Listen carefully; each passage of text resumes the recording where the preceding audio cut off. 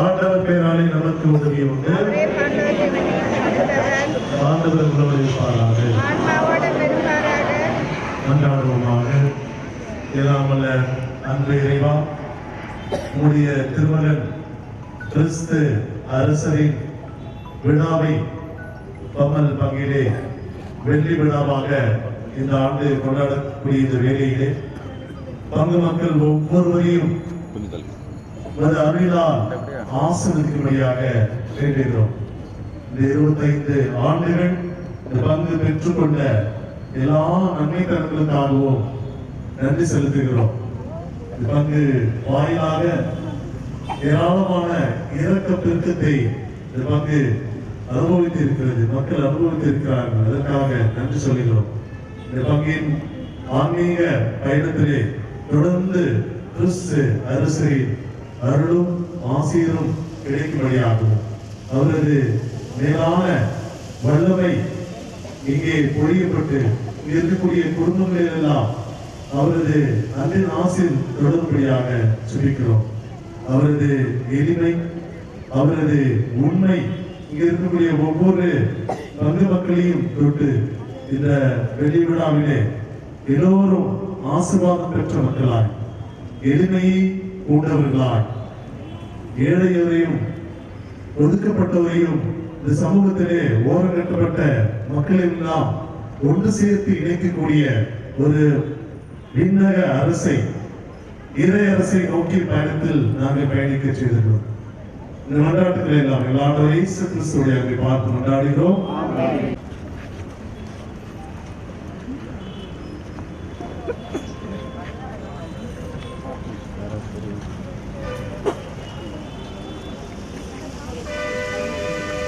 குரல் எழுப்பி பாடல் பாடி இந்த திருப்பதி கேட்போம்.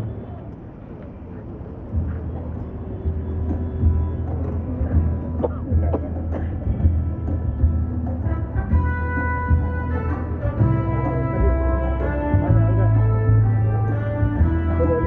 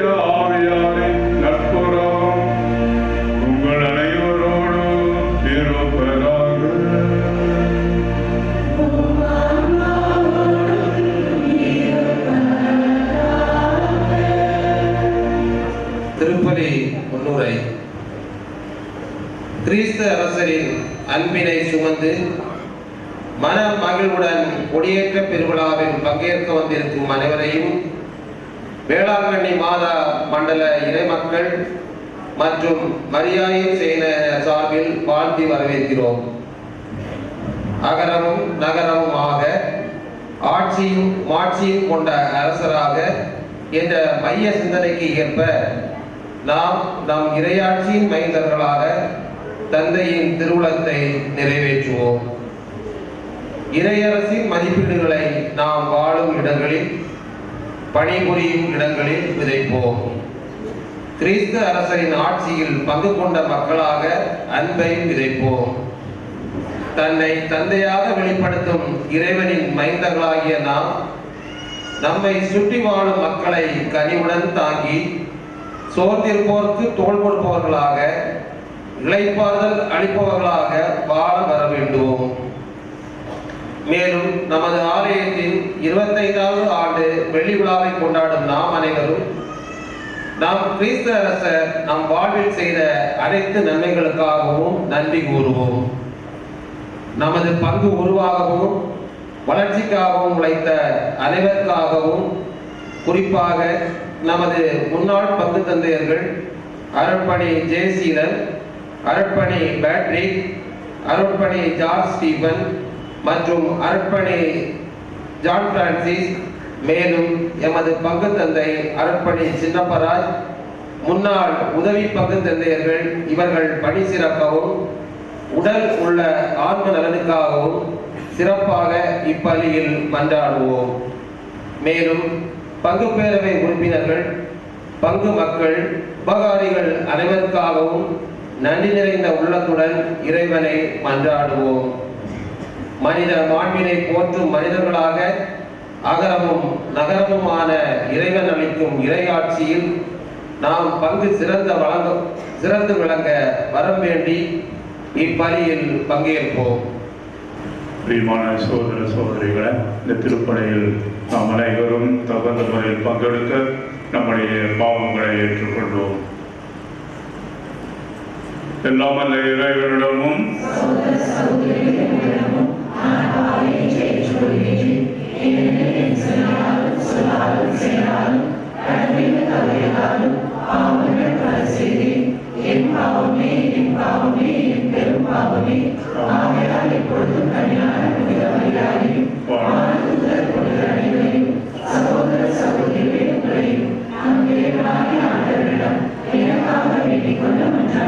எல்லாமலை இறைவன் நம்மை இறக்கம் வைத்து நம் பாவங்களை மன்னித்து நம்மை நிலை வாழ்வுக்கு அழைத்து செல்வாராக.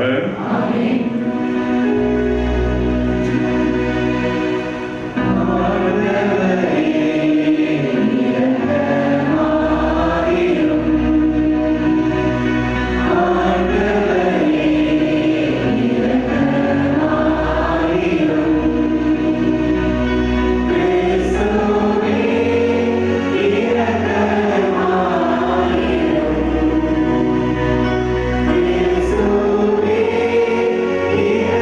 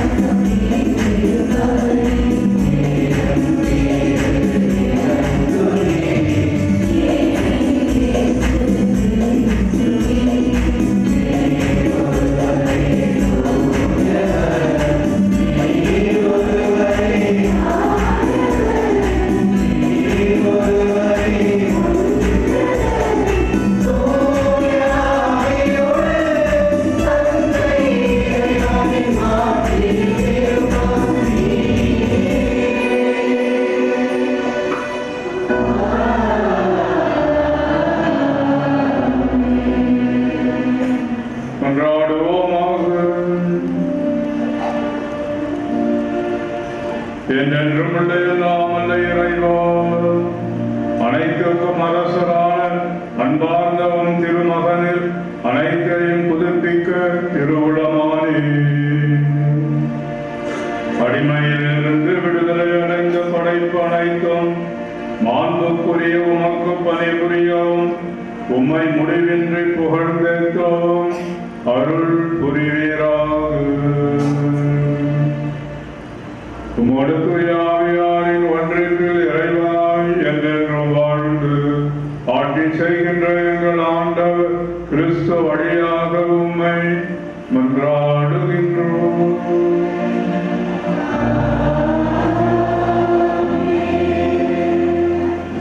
முதல் வாசக முன்னுரை.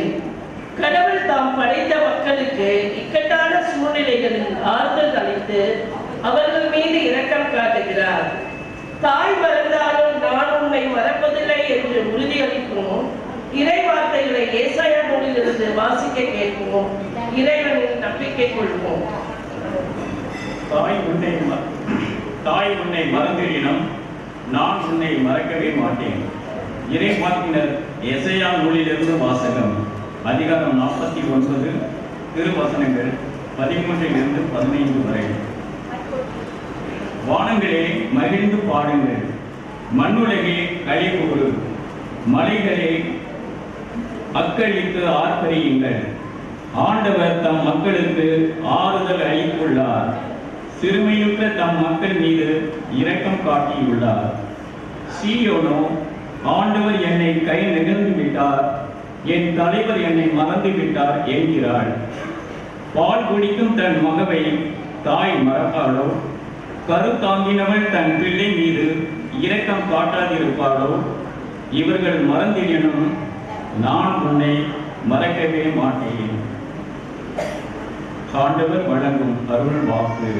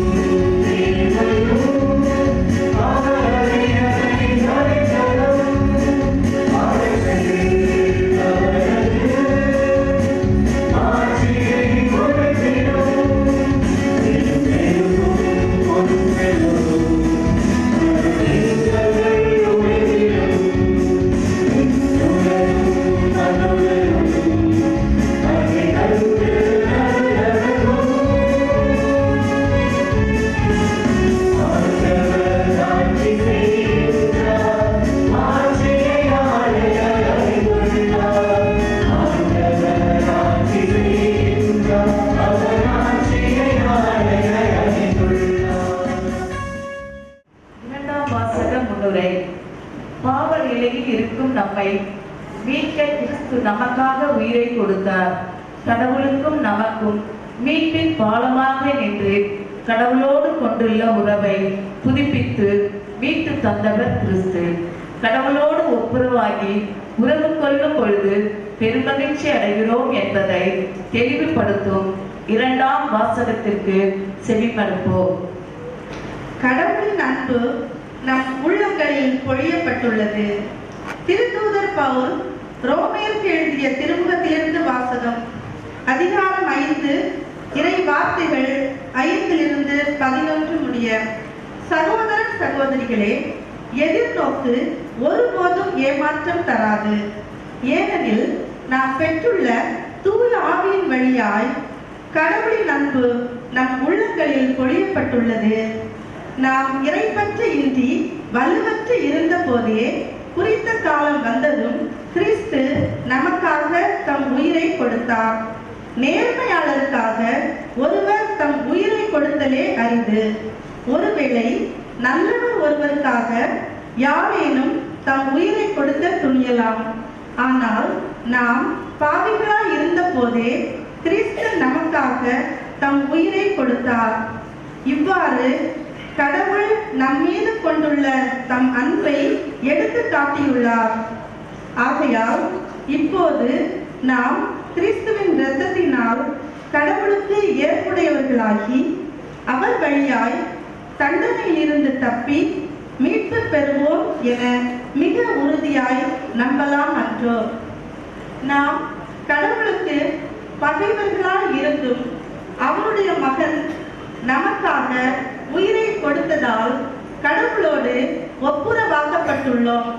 அப்படியானால் ஒப்புரவாக்கப்பட்டுள்ள நாம் வாழும் அவர் மகன் வழியாகவே மீட்கப்படுவோம் என மிக உறுதியாய் நம்பலாம் அன்றோ? அது மட்டுமல்ல, இப்போது கடவுளோடு நம்மை ஒப்புரவாக்கியுள்ள நம் ஆண்டவர் இயேசு கிறிஸ்துவின் வழியாய் நாம் கடவுளோடு உறவு கொண்டு பெரும் மகிழ்ச்சி அடைகிறோம்.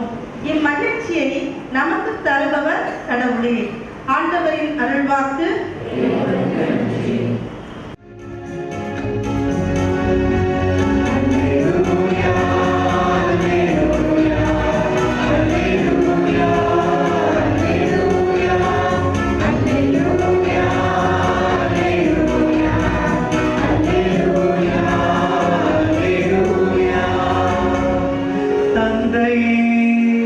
விண்ணுக்கும் மண்ணுக்கும் ஆண்டவரே, உம்மை போற்றுகின்றேன். ஏனெனில் விண்ணரசின் மறைபொருளை குழந்தைகளுக்கு வெளிப்படுத்தினேன். அல்லேலூயா, அல்லேலூயா, அல்லேலூயா, அல்லேலூயா, அல்லேலூயா. ஆண்டவர் உங்களோடு இருப்பாராக.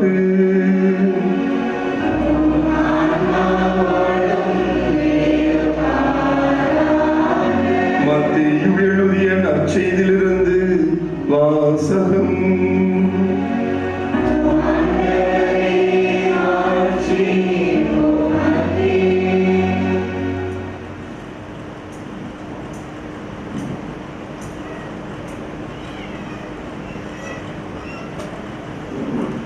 மத்தேயு நற்செய்தி அதிகாரம் 11, இறை வார்த்தைகள் 25 முதல் 30 முடிய.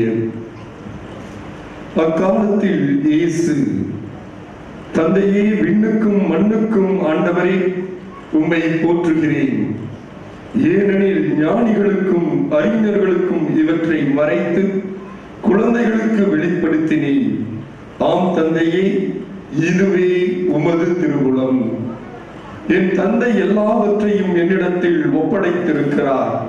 தந்தையை தவிர வேறு எவரும் மகனை அறியார். மகனும் அவர் யாருக்கு வெளிப்படுத்த வேண்டும் என்று விரும்புகிறாரோ அவரும் அன்றி வேறு எவரும் தந்தையை அறியார் என்று கூறினார்.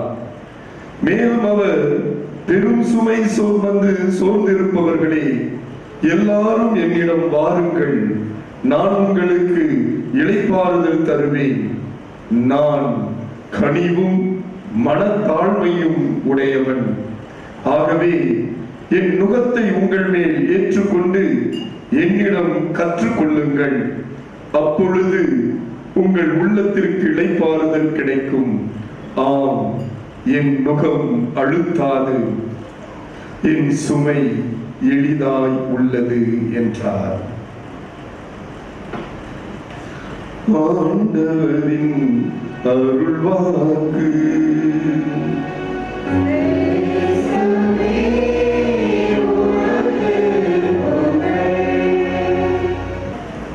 கிறிஸ்துவுக்குள் பிரியமான சகோதர சகோதரிகளே,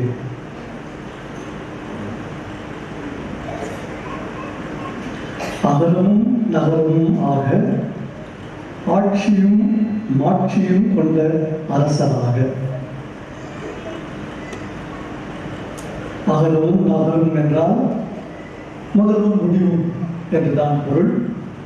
ஆட்சியும் மாட்சியும் அதற்கு விளக்கம் தேவையில்லை. அது மகிமை, பெருமை, புகழ். அரசர் என்றாலே, அல்லது நம்முடைய கிறிஸ்து அரசர் என்றாலே அவருக்கு மகுடம் கூட்டி, மகுடம் சூட்டி, கையிலே ஒரு செங்கோலை வைத்து மிக ஆடம்பரமாக அலங்கரித்து தங்க நாற்காலியிலே அமரச் செய்து அழகு பார்க்கிறோம். அரசர் என்றாலே அவருக்கு அதிகாரம், பெருமை, புகழ், ஆடம்பரம் இவைகளெல்லாம் சேர்ந்து செல்கின்றது. இத்தகைய அரசரின் மக்கள் தான் நாம். இந்த அரசருக்கு நம்மை தெரியுமா? இந்த ஒரு சிறப்பு செய்தியோடு உங்களை சிந்திக்க வைக்கின்றேன். ஒரு திரைப்பட ஒரு சிறப்பு நடிகர் டிராபிக் போலீஸ் அவர்கள் மாட்டிக்கொண்டு சொல்வார் தப்பிப்பதற்காக, எனக்கு டிஜிபியை தெரியும் என்று.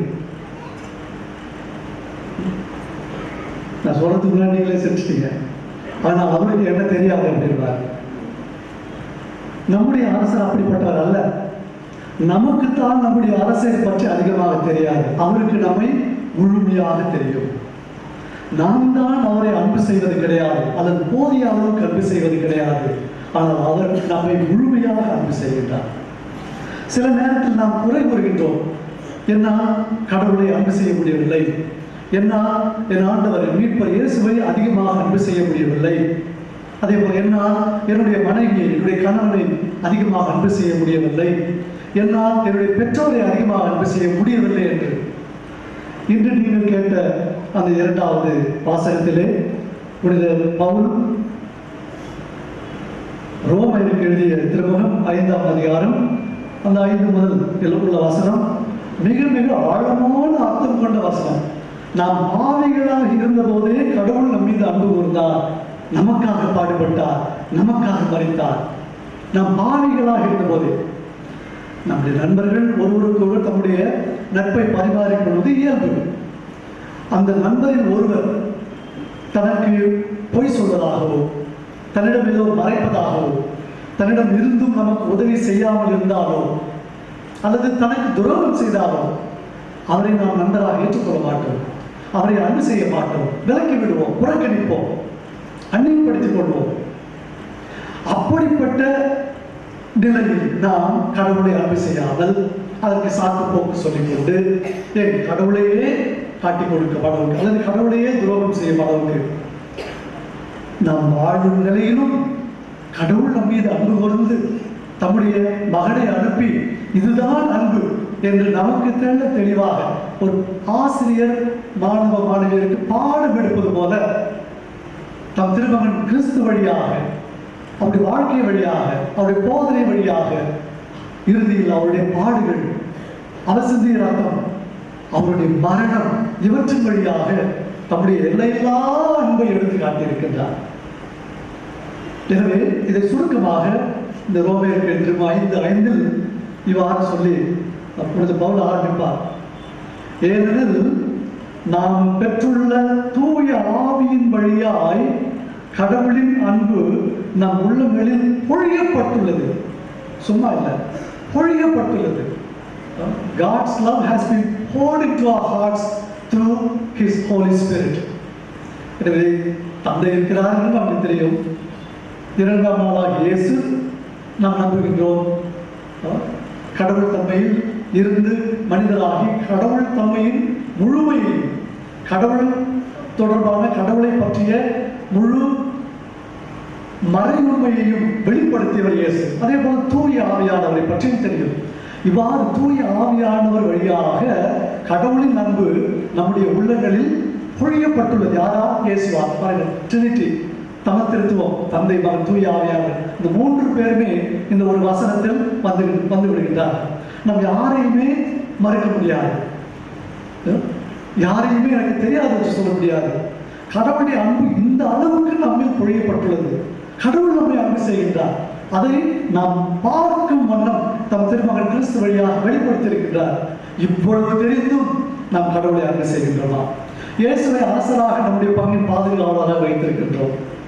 ஒவ்வொரு ஆண்டு திருவிழாவுமே நம்முடைய பங்கின் பாதுகாவலருக்கு நாம் எத்தகைய அர்ப்பணிப்போடு இருந்திருக்கின்றோம், எந்த அளவுக்கு நாம் அவரை அரவணைத்து வாழ்ந்திருக்கின்றோம், எந்த அளவுக்கு அவரை நாம் அவர் மீது அன்பு காட்டுகின்றோம், எந்த அளவுக்கு அவருடைய பரிந்துரையை நாடுகின்றோம், இது எல்லாவற்றையும் ஆய்ந்து பார்ப்பதற்காகத்தான் ஆண்டு திருவிழா. அதில் குறை இருந்தால் நிவர்த்தி செய்து கொள்ள வேண்டும். மீண்டும் அந்த பாதுகாவலின் பரிந்துரையால் கடவுளுடைய அருளை பெற்று இன்னும் அதிகமாக கடவுளுடைய அன்பில் வளர வேண்டும். இதற்காக தான் பங்கு திருவிழா. நம்முடைய பங்கின் கீழ் பாதுகாவலர் நம் ஆண்டவர் இயேசுவே. இயேசு அரசர். இவர் வெறும் சாதாரண அரசர் அல்ல, இவர் அனைத்துலக அரசர். இவர் அரசர்க்கெல்லாம் அரசர். இவர் நிலையான அரசர். சமீபத்தில் இன்னும் சில மாதங்களில் நம்முடைய மாநிலத்துக்கு சட்டமன்ற தேர்தல் வர இருக்கின்றது. வெற்றி பெறுவதுதான் இந்த கட்சிகளின் நோக்கம். எவ்வாறு கூட்டணி அமைக்கிறார்கள்? எங்கள் கூட்டணி வெற்றி கூட்டணி என்று சொல்கின்றார்கள். அது வெற்றி பெறுகிறார்கள் தோல்விகள் அமைந்தார்கள். ஆனால் அந்த வெற்றி பெறும் வரை, தேர்தல் முடிவுகள் வரும் வரை அந்த வெற்றி நம்பிக்கையிலே இருக்கின்றார்கள், எதிர்நோக்குடன் வாழ்கின்றார்கள். அத்தகைய எதிர்நோக்கி தான் இன்றைய முதல் வாசகத்தில் எஸ்ஐயா இறைவாக்கின வழியாக நாம் வாசிக்க கேட்டோம். 49வது அதிகாரத்தில் ஆண்டவர் தம் மக்களுக்கு ஆறுதல் அளித்துள்ளார், சிறுமையுற்று தம் மக்கள் மீது இரக்கம் காட்டியுள்ளார். இன்றைக்கு கொடியை வந்திருப்பதற்கு முன்பாக நம்முடைய பங்கு தந்தை நம்முடைய சிறுபான்மை மக்களுக்கு கட்சிகள் பாதுகாவலர்கள் என்று சொன்னார். ஆனால் நாட்டை ஆளுகின்ற கட்சி, அந்த கட்சிக்கு முன்பாக நாம் எல்லாருமே தீண்டப்படாதவர்கள் தான். நமக்கு யாருக்குமே மரியாதை கிடையாது. நம்முடைய உரிமைகள் ஒவ்வொன்றாக பறிபோய்க் கொண்டே இருக்கின்றன. இந்த வேளையில் கிறிஸ்துவை அரசராக ஏற்றுக்கொண்டிருக்கின்ற நாம் இந்த கிறிஸ்துவின் முன்னிலையில், திருப்பிடத்தின் முன்னிலையில் நம்முடைய ஆண்டவர் நற்கருணை நாதருக்கு முன்பாக பல கட்சிகளாக இருக்கின்றோம். எந்த கட்சி நிலையான ஆட்சி தரும்? எந்த கட்சி நல்ல ஆட்சி தரும்? இயேசு வழியாக கடவுள் உருவாக்கிய இந்த உலகில் நிலை பெற செய்த ஆட்சி என்பது உண்மையும் வாழ்வும் ஓங்கும் ஆட்சி. A kingdom of truth and life. புனிதமும் அருளும் நிறைந்த ஆட்சி. A kingdom of holiness and grace. Kingdom of justice, love and peace. நீதியும் அன்பும் அமைதியும் நிலவும் ஆட்சி. அது நிலையான ஆட்சி. இது அனைத்துலக ஆட்சி. யாருடைய ஆட்சி? கிறிஸ்து அரசின் ஆட்சி. கிறிஸ்துவின் வழியாக கடவுள் இந்த உலகில் ஏற்படுத்திய ஆட்சி. இத்தகைய பண்புகளை நாம் நம்பி சார்ந்திருக்கின்ற கட்சிகள் இந்த நாட்டுக்கு தருமா? சிறுபான்மையினராக இருக்கின்ற நமக்கு தருமா? சிந்தித்து பாருங்கள். ஒவ்வொரு தேர்தலின் போதும் சிறுபான்மை மக்களாகி நாம் ஒருமித்து இருக்க வேண்டும். கடவுளின் மதிப்பீடுகளை தாங்குகின்ற, கடவுளின் மதிப்பீட்டுக்கு மதிப்பு தருகின்ற கட்சிகளுக்கு நம்முடைய வாக்களிக்க வேண்டும் என்று பொதுவாக நம்முடைய ஆயர்கள் அறிவிப்பு செய்வார்கள். ஆயினும் நாம் விரும்புகின்ற, நாம் சார்ந்திருக்கின்ற கட்சி, நாம் மதிக்கின்ற, நாம் அன்பு செய்கின்ற தலைவர்கள், கட்சி தலைவர்கள், இவர்களை சார்ந்தேதான் இருக்கின்றோம். இன்று நம்முடைய இந்த பங்கு கிறிஸ்து அரசரின் ஆண்டு திருவிழாவின் முதல் நாள் கொடியேற்றத்தின் போது ஆய்ந்து சிந்தித்து பார்க்க வேண்டும். கிறிஸ்தவர்களாக நாம் ஒன்றிணைய வேண்டும். தூய ஆவி என்றாலே ஒன்றிப்பு, யூனிட்டி என்றுதான் அர்த்தம், ஒற்றுமை என்றுதான் அர்த்தம். Another name for God, the Holy Spirit, is unity. நான் ஒரு சில அருண்களுடைய இயக்கம் அல்லையா ஆண்டவருக்கு புகழ் இயேசுவே ஆண்டவர் எல்லாம் சொல்லுவோம், எல்லாம் தூய ஆவி இருக்கக்கூடியது. இந்த பங்கில் பங்கு மக்களாக இணைந்திருக்கின்றோமா? அல்லது அன்பியத்திலே நாம் ஒன்றாக இணைந்து செயல்படுகின்றோமா? ஆதி கிறிஸ்தவர்களுடைய மிக வலிமையான ஒரு அடையாளம், கிறிஸ்தவர்கள் என்பதற்குரிய அடையாளம் அவருடைய ஒன்றிற்கு தான், அவருடைய ஒற்றுமை தான். அதே வேளையில் அந்த ஒற்றுமையை அவர்கள் தங்களுடைய கிறிஸ்தவ சமூகத்திலே வலிமை இழந்திருந்த தேவையில் இருந்தவர்களுக்கு தங்கள் இருப்பதையெல்லாம் கொடுத்து இல்லாதவர்கள் இந்த மத்தியிலே யாரும் இல்லை என்கின்ற ஒரு நிலையை உருவாக்கினார்கள். இதை பார்த்துத்தான் மற்றவர்கள் பொறாமைப்பட்டார்கள், பாராட்டினார்கள், உயர்வாக பார்த்தார்கள். அவர்களும் கிறிஸ்தவர்களாக மாறினார்கள். எனவே கிறிஸ்து அரசின் ஆளுகையின் கீழ், அவரின் பாதுகாவலின் கீழ் வாழ்கின்ற கத்தோலிக்க கிறிஸ்தவ மக்களாகிய நாம் கிறிஸ்து அரசருக்கு அவருடைய மதிப்பீடுகள் எவ்வாறு வாழ்ந்து காட்டுகின்றோம்? நாம் இருக்கின்ற நம்முடைய குடியிருப்பு, நம்முடைய வீடு, நம்முடைய அன்பியல், அங்கே நாம் கத்தோலிக்கர்கள் என்கிற தனி அடையாளத்தை வெளிப்படுத்துகின்றோமா? ஒன்றாக சேர்ந்து அது தனி குடும்பமாக, அல்லது பங்கு என்கின்ற குடும்பமாக, இன்று நீங்கள் அதிகமாக இதை யோசிக்க வேண்டிய நேரம் நாள். அகர்வும் நகரமும் நானே, அதாவது முதலும் முடிவும் நானே, ஆட்சியும் மாட்சியும் கொண்ட அரசராக என்பது ஏதோ இயேசுவுக்கு மட்டும் உரியது என்று நினைத்துக் கொள்ளாதீர்கள்.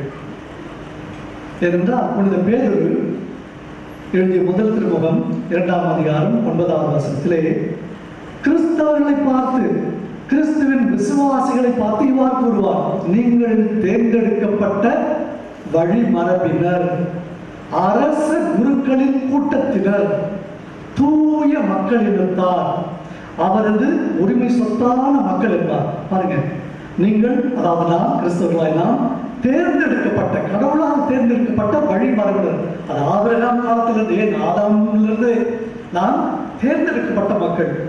அரச குருக்களின் கூட்டத்தினர், அரசர் கிறிஸ்து அவருடைய கூட்டத்தினர் தான். சொல்லப்போனால் நாம் எல்லோரும் அரசர்கள், அரசிகள், kings and queens, not princes and princesses, kings and queens. ஏசு எவ்வாறு அரசரோ அதே போல நாமும் அரசர், ஏசு எவ்வாறு அரசரோ அதே போல நீங்களும் அரசிகள். இதை இன்று நாம் உணர்வோம் அன்புக்குரியவர்களே. எனவேதான் கிறிஸ்துவின் கடவுளின் அரசு, இயேசு இந்த உலகில் உருவாக்கிய அரசு, அதற்கு ஆரம்பம் இருந்தது, தொடக்கம் இருந்தது, அகலம் இருந்தது, உண்மைதான். அதற்கு நகரம் கிடையாது, முடிவு கிடையாது, இறுதி கிடையாது. என்றால் அன்னை மரியாவுக்கு, கன்னி மரியாவுக்கு கபிரியேல் திருத்தூதர் காட்சி தந்து கடவுளுடைய நற்செய்தியை கொடுத்த போது என்ன சொல்வார்? லூகாஸ் 1:32, அவருடைய தந்தை தாவீதின் அரியணை ஆண்டவராகிய கடவுள் அவருக்கு அளிப்பார், அவர் யாக்கோபின் குடும்பத்தின் மீது என்றென்றும் ஆட்சி செலுத்துவார். அடுத்து அவரது ஆட்சி முடிவே இராது. இயேசுவின் ஆட்சிக்கு முடிவே இல்லை. இந்த உலகம் ஒரு நாள் முடியலாம், நமக்கும் ஒரு நாள் முடிவு வரும். ஆனால் நாம் சார்ந்திருக்கின்ற ஆட்சிக்கு முடிவே இல்லை. ஏன் சொல்லப்போன நம்முடைய வாழ்வுக்கு கூட முடிவு இல்லை. இந்த மன்னக வாழ்வு முடிவரும். ஆனால் நம்முடைய அந்த மன்னக வாழ்வுக்கு தொடக்கம் தாயின் கருவிலே உருவானது, குழந்தையாக பிறந்தது, வளர்ந்தது, இப்பொழுது வாழ்வது. நமக்கு மரணம் ஒரு நாள் உண்டு, ஆனால் அது முடிவல்ல, நிலை வாழ்வின் தொடக்கம். இயேசு இந்த உலகில் உருவாக்கிய நிலை நிறுவிய அந்த ஆட்சி, அரசு, அதற்கு என்றுமே முடியாது. அது விண்ணகத்தில் தொடரும். அதே போல் நம்முடைய வாழ்வும் விண்ணகத்தில் தொடரும்.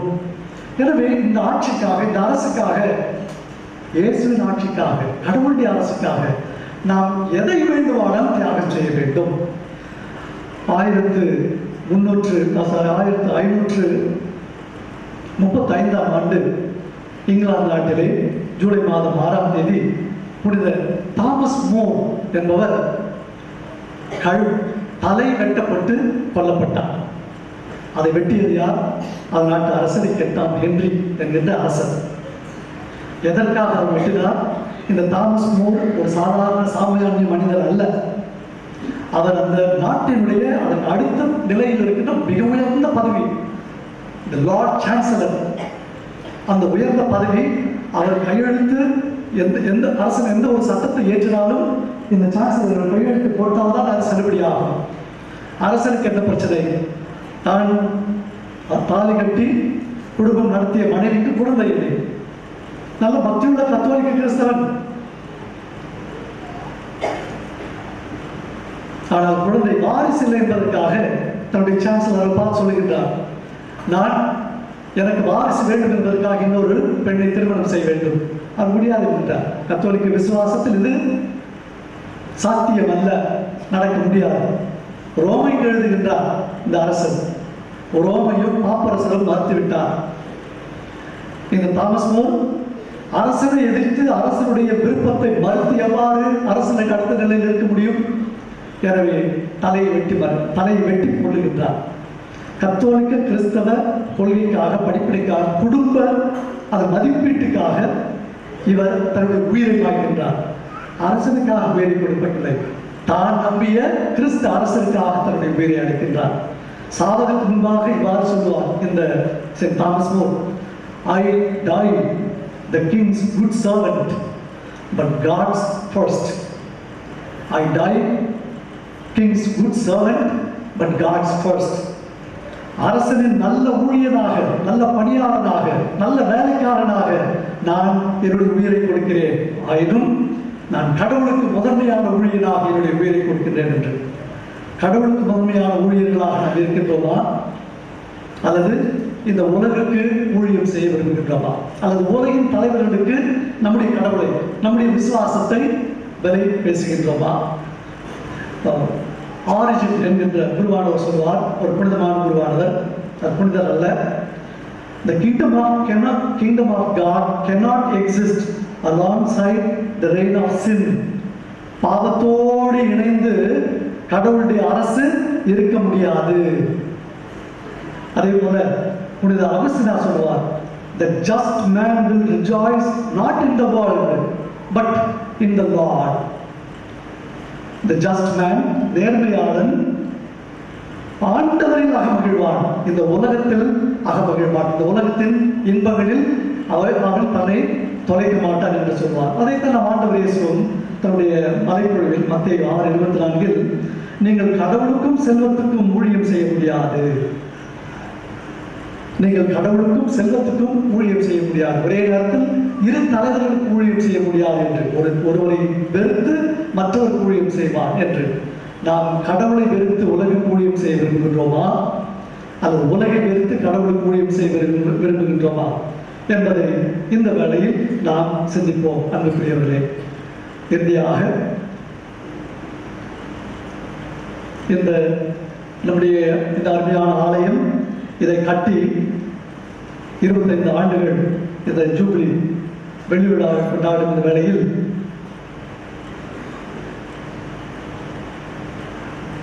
கடவுள் மட்டுமே உண்மையானவர், வேறு எதுவுமே உண்மையானது அல்ல. கடவுளின் ஞானம் மனித கண்களுக்கு பல வேளைகளில் மடமையாக இருக்கின்றது. கடவுளின் வல்லமை மனிதர்களுக்கு பல நேரத்தில் மடமையாக இருக்கின்றது. எனவே நான் கடவுளின் ஞானம் கொண்டு இந்த உலகில் வாழ்கின்றேனா, அல்லது வாழ இருக்கின்றேனா, அல்லது இந்த உலக போக்கின்படி வாழ விரும்புகின்றேனா என்று நம் ஆண்டவர் இயேசு நற்செய்தியிலே போழ்கின்றார். சிறுவர்களை நினைத்து போழ்கின்றார். சிறுவர்களுக்காக கடவுளுக்கு நன்றி கூறுகின்றார். மத்தேயு 11 தந்தையே, விண்ணுக்கும் மண்ணுக்கும் ஆண்டவரை போற்றுகிறேன், ஏனெனில் ஞானிகளுக்கும் அறிஞர்களுக்கும் இவற்றை மறைத்து குழந்தைகளுக்கு வெளிப்படுத்தினேன். கடவுளின் ஞானம் புனித பவுலடியார் ரொம்ப அழகா சொல்வாரு. கடவுளுடைய the Christ is the power of God and the wisdom of God. For the foolishness of God is wiser than human wisdom, and the weakness of God is stronger than human strength. கடவுளின் வலிமை மனிதரின் God is power, but he reveals himself in weakness. கடவுளின் வலிமை மனிதனின் வலுவின்மையில் வெளிப்படுகின்றது என்று சொல்கின்றார். அதே போல கடவுளின் ஞானம் மனிதனின் மடமையில் வெளிப்படுகின்றது என்று. அதே போல கடவுளின் மாட்சி மனிதனின் எளிதில் வெளிப்படுகின்றது என்று கூறுகின்றார். அதே போல கடவுளின் செல்வம், கடவுளுடைய அவருடைய செல்வாக்கு மற்றும் அவருடைய செல்வம் மனிதரின் ஏழ்மையில் வெளிப்படுகின்றது என்று விரைவில் அடுத்த வாரத்திலிருந்து நாம் அல்லது இன்னும் 2 வாரங்களிலிருந்து நாம் பாட இருக்கின்றோம். கிறிஸ்து பிறப்பு விழாவை முன்னிட்டு தேவராஜன் வருவார் மாறும் மாறாது போமே பாடுவோம். இயேசுவை அரசராக நாம் எதிர்கொள்ள போகிறோம். எத்தகைய அரசர்? நாம் இயேசுவை போல நம்மையே தாழ்த்தி ஒருவருக்கு ஒருவர் பணி செய்கின்ற மக்களாக, கிறிஸ்தவர்களாக, பங்கு மக்களாக இருந்தால் மட்டுமே நாம் இயேசுவை எதிர்கொள்ள முடியும். இயேசு தான் பாடுபடுவதற்கு முன்பாக 13ஆம் அதிகாரத்தில் யோவான் 14ஆம் வசனத்தில் என்ன சொல்வாரு? ஆகவே ஆண்டவரும் போதகருமான நான் உங்கள் காலடிகளை கழுவினேன் என்றால் நீங்களும் ஒருவர் மற்றவருடைய காலடிகளை கழுவ கடமைப்பட்டிருக்கிறீர்கள். எனவே அன்புக்குரியவர்களே, இந்த பங்கில் இருக்க நீங்கள் எல்லோருமே அரசர்கள், எல்லோருமே அரசிகள். All are kings and queens. Kings like Jesus and queens like our blessed Father. இயேசு பிலிப்பியர்கள் 2:6 அவர் கடவுள் தன்மையில் இருந்தால் மனித தன்மையை தாழ்த்தி சாவை எடுக்கும் அளவுக்கு, அதுவும் சிலுவை சாவை எடுக்கும் அளவுக்கு அடிமைத்தன்மை கொண்டார் என்று நாம் வாசிக்கின்றோம். அந்த அளவுக்கு தம்மை தாழ்த்தி கொண்டதால் என்று கடவுள் அவரை உலகிற்கெல்லாம் அரசர்க்கெல்லாம் அரசராக என்றும் நிலையான அரசராக மாற்றிருக்கிறார். அதே போல அன்னை மரியாவும் தம்மையே கடவுளும் அந்த அளவுக்கு தம்மை தாழ்த்தி கொண்டார். எந்த அளவுக்கு தன்னை தாழ்த்தி கொண்டார் என்றால் கடவுள் அவரை இயேசுக்கு கொடுத்த அதே மாட்சி, அதே அளவு மாட்சி மரியாவுக்கு கொடுத்தார். இயேசு இறந்த 3ஆம் நாள் மகிமையோடு உயிர்த்தெழுந்தார். அதே போல அன்னை மரியாவையும் உடலோடு உயிர்த்தெழ செய்தார். இயேசுவை உடலோடு விண்ணுக்கு எடுத்து சென்றார் அந்த கடவுள். அதே போல அன்னை மரியாவையும் உடலோடு ஆன்மாவோடும் விண்ணுக்கு எடுத்திருக்கின்ற இப்பொழுது புதுசாக மீடியாட்டிக் சொல்லக்கூடாது, கோரிடம்ஸ் இந்த வார்த்தையை சொல்லக்கூடாது அப்படின்னு. சரி, அதெல்லாம் வார்த்தைகள் தான். ஆனால் அன்னை மரியா எந்த அளவுக்கு கடவுளும் தன்னை தாழ்த்தி கொண்டாரோ அவரை விட அதிகமாக, அப்கோர்ஸ் இயேசுவை விட்டுருங்க, அவரை விட அதிகமாக எந்த மனிதரும் கடவுளும் நம்மை தாழ்த்தி கொள்ள முடியாது. எனவே கடவுள் அன்னை மரியாவை அந்த அளவுக்கு உயர்த்திருக்கின்றார்.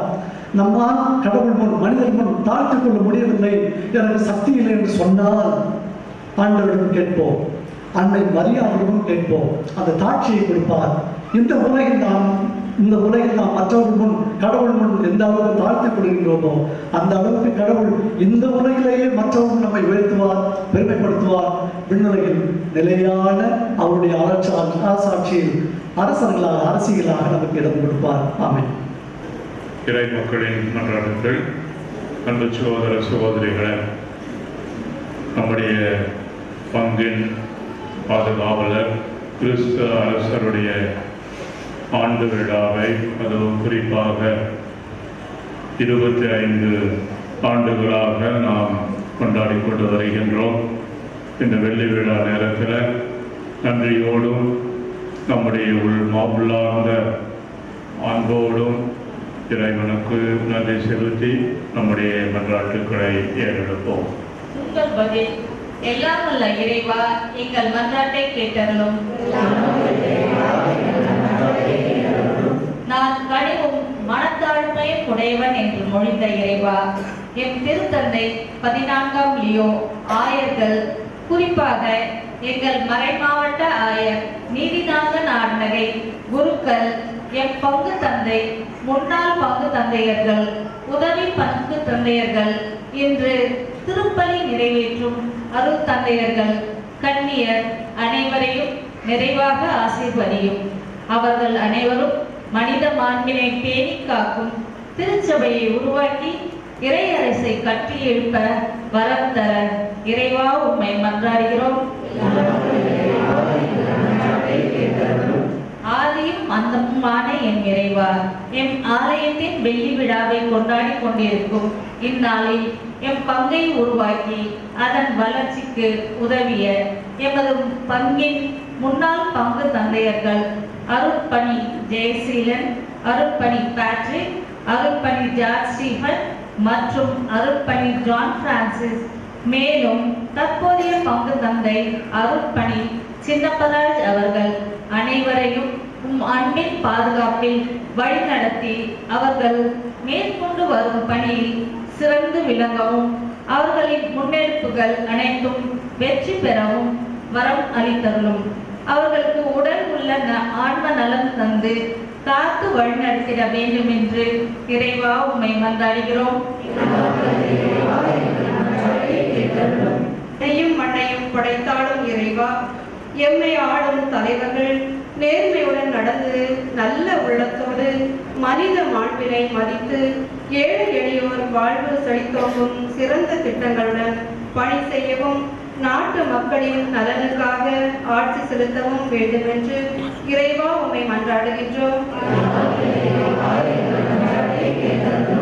தாய் மறந்தாலும் நான் உன்னை மறைவேன் என்று இறைவா, எம் பங்கில் உள்ள குழந்தைகள் ஒவ்வொருவரையும் ஆசீர்வதியும். அவர்கள் இறை ஞானத்தை கொண்டு உயிரூட்டம் உள்ள திருச்சபையை உருவாக்கும் இறை மதிப்பீடுகளை பரப்பும் தூதுவர்களாக வாழ வரம் தர இறைவா உம்மை மன்றாடுகின்றோம். நிறை மகிழ்ச்சியை எமக்களிக்கும் இறைவா, வெள்ளி விழாவை கொண்டாடி கொண்டிருக்கும் எமது பங்கின் குடும்பங்கள் அன்பு, ஒற்றுமை, தோழமையும் நிலை பெற்ற குடும்பங்களாக வாழ்ந்து திருக்குடும்பத்தின் தன்மைகளை கொண்டு மகிழ்ச்சியுடன் வாழ அருளாற்றல் அளிக்க வேண்டும் என்று இறைவா உம்மை மன்றாடுகின்றோம். உங்கள் உள்ளத்திற்கு ஆறுதல் கிடைக்கும் என்று உரைத்த இறைவா, எம் பங்கில் நோயினாலும் கடன் தொல்லையினாலும் வருந்துவோர், இத்திருவிழா திருப்பலியில் கலந்து கொள்ள முடியாமல் தவிப்போர், தனிமையில் விடுபட்டு வருந்துவோர் அனைவரும் உமது இரக்கத்தினால் நலம் பெற்று மகிழ்வுடன் வாழ உதவி புரிய இறைவா உம்மை மன்றாடுகின்றோம்.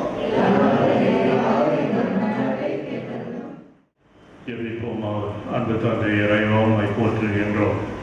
உம்முடைய அளவற்ற அன்பையும் உம்முடைய கொடைகளையும் இந்த 25 ஆண்டுகளாக இந்த பங்கிலே வாழ்கின்ற மக்கள் அனைவருக்கும் பொழிந்திருக்கின்றேன். அதை நினைந்து உம்மை உளமாற போற்றி மகிழ்கின்றோம். நாங்கள் அனைவரும் தொடர்ந்து உம்முடைய அன்பின் மக்களாக வாழ எங்களை உம்முடைய ஆவியின் வல்லமையினால் நிரப்பியவர்களும் எங்கள் ஆண்டவர் கிறிஸ்து வழியாக மன்றாடுகின்றோம்.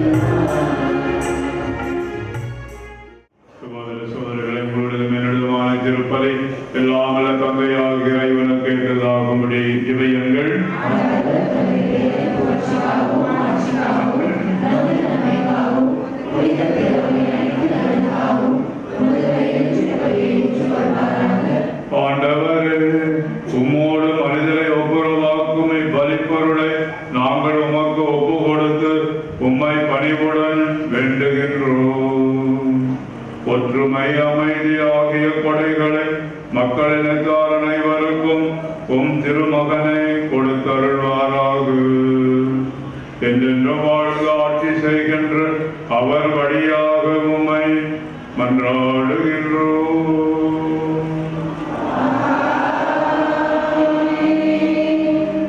ஆண்டவர் உங்களோடு இருப்பாராக.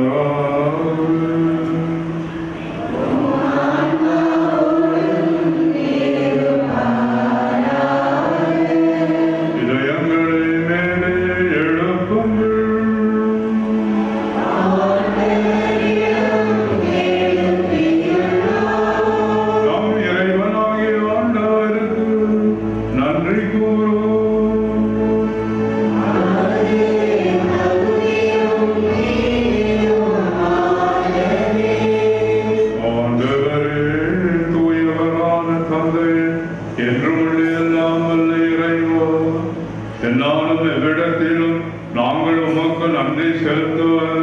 மெய்யாகவே தகுதியும் நீதியுமாகும் எங்கள் கடமையும் மீட்புக்குரிய செயலுமாகும். நீர் உம்முடைய ஒரே பேரான திருமகன் எங்கள் ஆண்டவர் இயேசு கிறிஸ்துவை என்றென்றும் குருவாகவும் அனைத்துக்கும் அரசராகவும் அக்களிப்பின் தைலத்தால் அருள் பொழிவு செய்து இவ்வாறு அமைதியை வழங்கும் மாசற்ற பலி பொருளாக சிலுவை பீடத்தில் தம்மையே அவர் ஒப்பு கொடுத்து மனிதனுக்கு மீட்பளிக்கும் அருட்சாதனங்களை நிறுவினார். படைப்புகள் அனைத்தையும் தமது ஆட்சிக்கு உட்படுத்தி நிலையான அனைத்துலக ஆட்சியை அளவில்லா மாண்புடைய உமக்கு கையளித்தார். அது உண்மையும் வாழ்வும் ஓங்கும் ஆட்சி, புனிதமும் அருளும் நிறைந்த ஆட்சி, அன்பும் அமைதியும் நிலவும் ஆட்சியுமாகும். ஆகவே வானதூதர் முதன்மை வானதூதரோடும் அரியணையில் அமர்வோர் தலைமை தாங்குவாரோடும் வான்படைகள் அனைத்தோடும் சேர்ந்து நாங்களும் மதம் ஆட்சியை புகழ்ந்து முடிவின்றி பாடுவதா.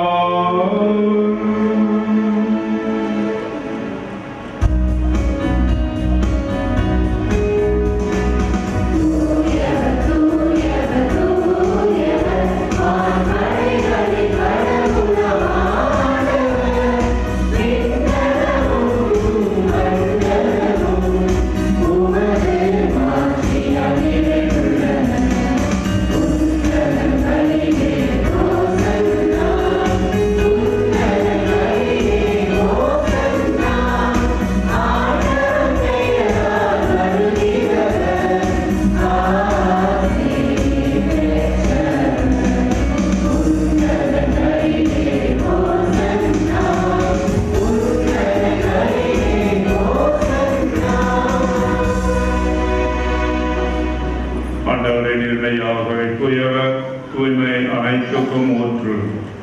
ஆகவே உம்முடைய ஆவியை பொழிந்து இக்காணிக்கைகளை தூய்மைப்படுத்த உம்மை வேண்டுகின்றோம். இவ்வாறு எங்கள் ஆண்டவர் இயேசு கிறிஸ்துவின் உடலும் இரத்தமுமாக எங்களுக்கு இவை மாறுபடவாக. அவர் பாடுபட உளம் கலைந்து தம்மை கையளித்த போது அப்பத்தை எடுத்து நன்றி செலுத்தி அழைப்பிட்டு தாம் சீடர்களுக்கு அளித்து கூறியதாவது: அனைவரும் இதிலிருந்து பெற்று உண்ணுங்கள், ஏனெனில் இது உங்களுக்காக கையளிக்கப்படும் என் உடல்.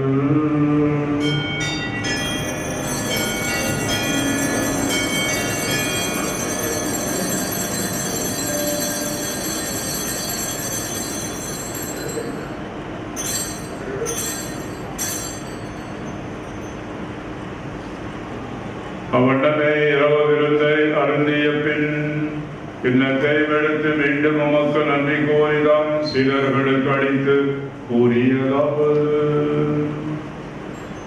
அனைவரும் இதிலிருந்து பெற்று பருகுங்கள், ஏனெனில் இது புதிய நிலையான உடன்படிக்கைக்குரிய என் இரத்தத்தின் கிண்ணம்.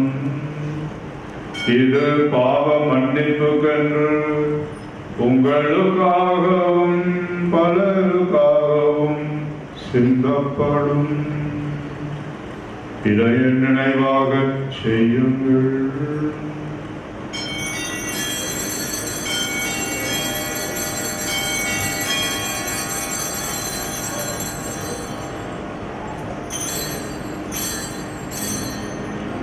நம்பிக்கையின் மறைபொருள்.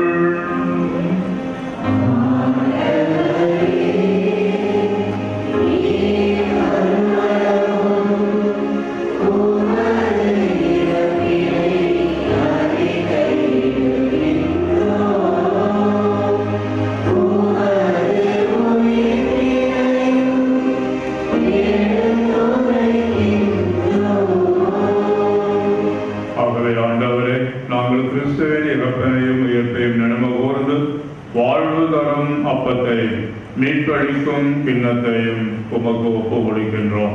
உம் திருமண் என்று ஊழியம் புரிய தகுந்தவர்களை ஏற்றுக்கொண்டு எனவே உமக்கு நன்றி செலுத்துகின்றோம். மேலும் கிறிஸ்துவின் உடலிலும் இரத்தத்திலும் பங்கு கொள்ளும் எங்களை தூய ஆவியார் ஒன்று சேர்க்க வேண்டுமென உம்மை தாழ்மையுடன் மன்றாடுகின்றோம். ஆண்டவரை உலகெங்கும் பரவி இருக்கும் உமது திரு அவையை நினைவு கூர்ந்தருளும். எங்கள் திருத்தந்தை தீயோ, எங்கள் ஆயர் நீதிநாதன், எல்லா திருநிலையினர் ஆகிய அனைவரோடும் உமது திரு அவை அன்பில் நிறைவு பெறுகிறது.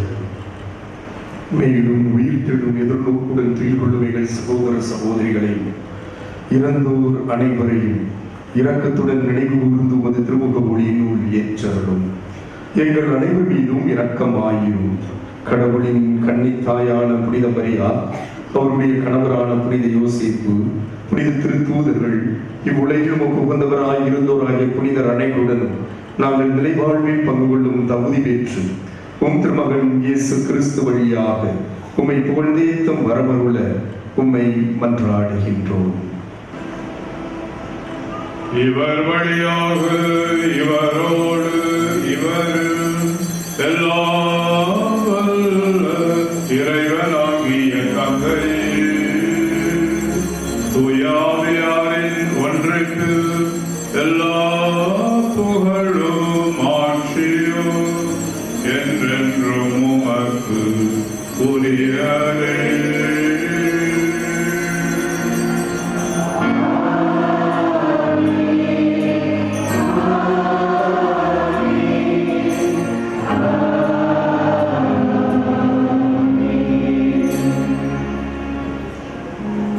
பெருங்கடலையால் கற்பிக்கப்பட்டு இறை படிப்பினால் பயிற்சி பெற்ற நாம் துணிந்து பாடுவோம்.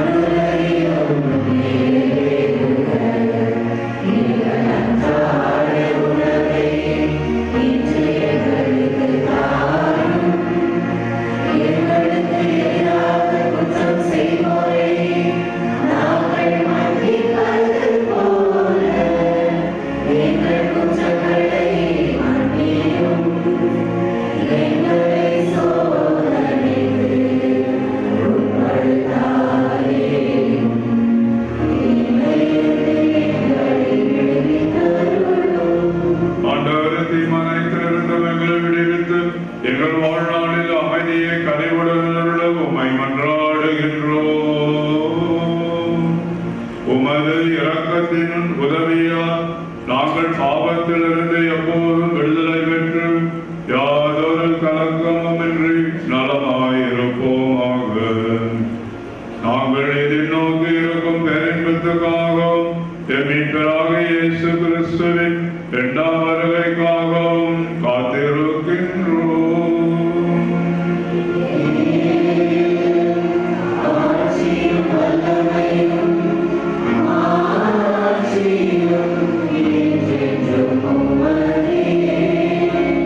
ஆண்டவரே இயேசு கிறிஸ்துவின் அமைதியை உங்களுக்கு விட்டு செல்லுகின்றேன், என் அமைதியை உங்களுக்கு அளிக்கின்றேன் என்று உம் திருத்தூதர்களுக்கு மொழிந்தீரே. எங்கள் பாவங்களை பாராமல் உமது திருவாவையின் நம்பிக்கையை கண்ணோக்கி உமது திருவுலத்திற்கு ஏற்ப அதற்கு அமைதியையும் ஒற்றுமையையும் அளித்து அருள்வீராக. என்றென்றும் வாழ்ந்து ஆட்சி செய்கின்ற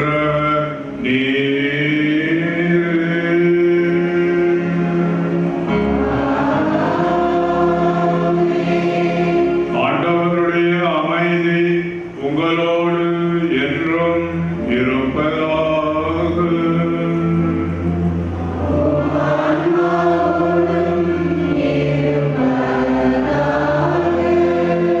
ஒருவருக்கொருவர் அமைதியை பகிர்ந்து கொள்வோம்.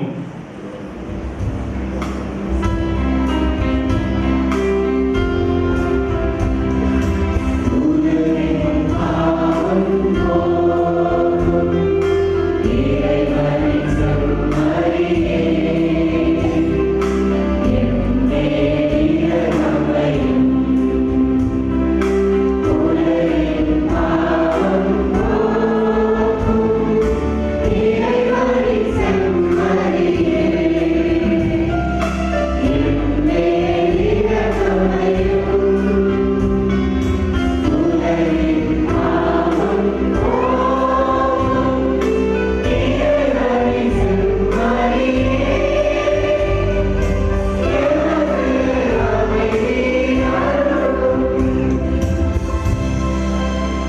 இதோ இறைவனின் செம்மறி, இதோ உலகின் பாவங்களை போக்குகின்றவர். செம்மறியின் விருந்துக்கு அழைக்க பெற்றோர்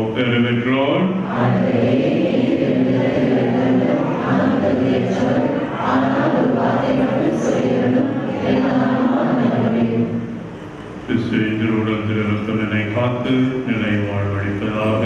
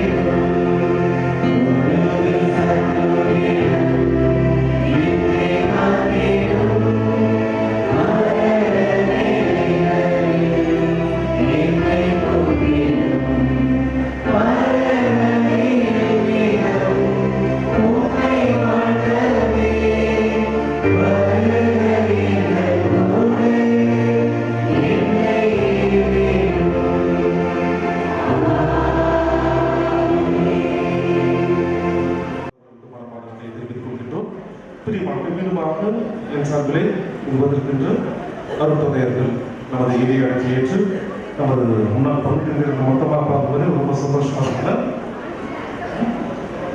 விரைவிலுமாக தந்தையவர்களுக்கு நன்றி தெரிவித்துக் கொள்கின்றேன். முதலில் அருட்தந்தை பேட்ரிக் திருப்பதி நிகழ்ச்சி நடத்தியிருக்கிறார். அவருக்கு நமது நன்றி தெரிவிப்போம். வணக்கம்.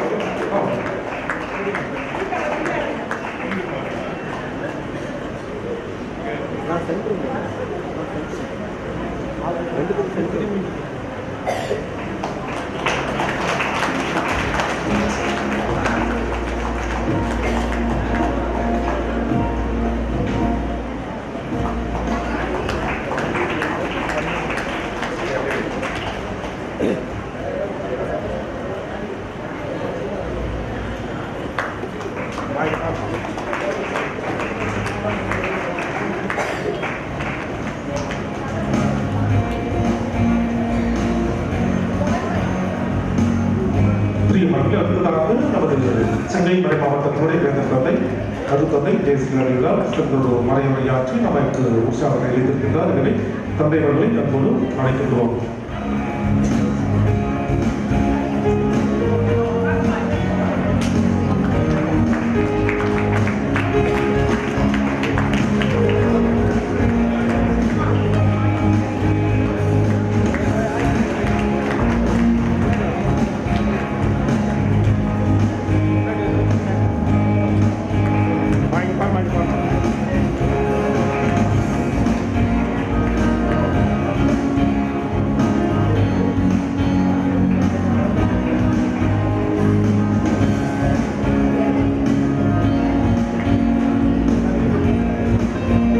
அடுத்ததாக அவர்களுடைய ஜாஸ்டின் அடிகளாரை தற்போது அழைக்கின்றோம்.